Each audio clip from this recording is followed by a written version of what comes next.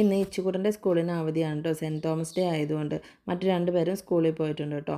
അപ്പോൾ അവധി ആയതുകൊണ്ട് തന്നെ ആശാൻ ഇച്ചിരി കളിയും കുസൃതിയും ഒക്കെ കൂടുതലാണ് കേട്ടോ. അങ്ങനെ ഇരിക്കുകയാണ് ഹോംവർക്ക് ചെയ്തിട്ടില്ലല്ലോ എന്ന് ആലോചിച്ചത്. അപ്പോൾ നമ്മൾ ഹോംവർക്ക് ചെയ്യാൻ വേണ്ടി വന്നിട്ടുണ്ട്. ഇന്നലെ അവധിയാണെന്ന് അറിഞ്ഞപ്പോൾ തന്നെ ഹോംവർക്ക് ഒന്നും ചെയ്യാതെ ബുക്കെല്ലാം മാറ്റി വെച്ചേക്കായിരുന്നു കേട്ടോ ആശാൻ. ഹോംവർക്ക് ചെയ്യാമെന്ന് പറഞ്ഞാൽ ആൾക്ക് ഭയങ്കര മടിയുള്ളൊരു പരിപാടിയാണ്.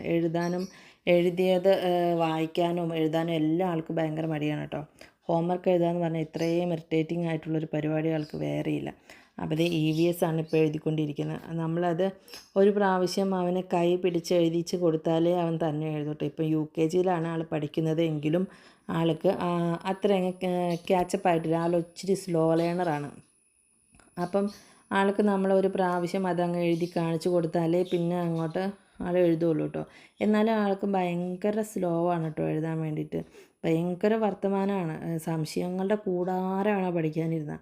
സംശയം മാത്രമേ ഉള്ളൂ, എഴുതലൊന്നും നടക്കില്ല കേട്ടോ. അവസാനം നമ്മുടെ ക്ഷമയുടെ നെല്ലിപ്പലക കണ്ടിട്ടേ ആ എഴുത്തങ്ങ് നിർത്തുകയുള്ളൂ.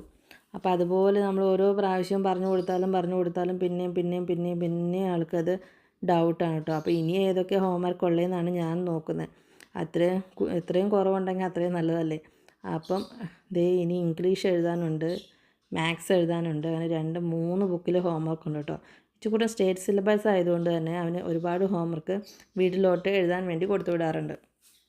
പക്ഷേ കുട്ടൂന് അങ്ങനെയില്ല കേട്ടോ. കുട്ടു CBSE ആണ് പഠിക്കുന്നത്. അപ്പോൾ കുട്ടൂന് ഹോംവർക്ക് എല്ലാം അവിടെ വെച്ച് തന്നെ ചെയ്തു വിടുകയാണ് പതിവ്. പിന്നെ ആക്ടിവിറ്റീസ് എന്തെങ്കിലും ചെയ്യാനുണ്ടെങ്കിൽ മാത്രമേ കുട്ടൂന് വീട്ടിലോട്ട് കൊടുത്തു വിടുള്ളൂ കേട്ടോ. ഇച്ചുക്കുട്ടനാണെങ്കിൽ ഡെയിലി ഉണ്ടാവും 3-4 പേജ് വീതം എഴുതാനായിട്ട്. ഇപ്പോൾ ഈ 2 ലെറ്ററാണ് എഴുതാനുള്ളത്. ഇതുപോലെ നിങ്ങളുടെ കുട്ടികളും ഇതുപോലെ കുത്തി വരച്ച് ബുക്കിൽ കൊണ്ടുവരാറുണ്ട്? അങ്ങനെ ഉണ്ടെങ്കിൽ ഒന്ന് കമൻറ്റ് ചെയ്യണേ. എനിക്ക് ഏറ്റവും ദേഷ്യമുള്ളൊരു പരിപാടിയാണ് ഇതുപോലെ ബുക്കിൽ കുത്തി വരച്ച് കൊണ്ടുവരുന്നത്. അവൻ എഴുതാൻ മടിയായിട്ട് എഴുതാൻ കൊടുത്ത സമയത്ത് കാണിക്കുന്ന കളികളാണ് കേട്ടോ ഇതെല്ലാം. ഇനി മാത്സ് എഴുതാനുണ്ട്. 1 ആണ് എഴുതിയിരിക്കുന്നത്. ഞാൻ അതിൽ 2 എഴുതണം. ഇംഗ്ലീഷ് ഉണ്ട്. അപ്പോൾ ആൾ ഓരോരോ വർത്തമാനങ്ങൾ ലോകകാര്യങ്ങളെല്ലാം പറഞ്ഞുകൊണ്ടിരിക്കുകയാണ് കേട്ടോ. അങ്ങനെ എഴുതാൻ മടിച്ച ആകെ 3 ലൈനാണ് ആൾ എഴുതിയിരിക്കുന്നത് കേട്ടോ. ഒരു മണിക്കൂറോളമായി എഴുതാൻ ഇരുത്തിയിട്ട് 3 ലൈനാണ് എഴുതി വെച്ചിരിക്കുന്നത്.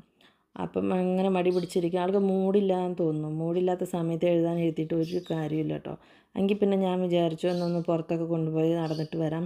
അപ്പോഴത്തേക്കും ഒന്ന് ഉഷാറായി വരുമല്ലോ.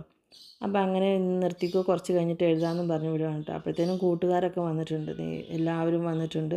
അപ്പോൾ ഇനി അവരുടേതായ കളികളെല്ലാം തുടങ്ങിയിട്ടുണ്ട്.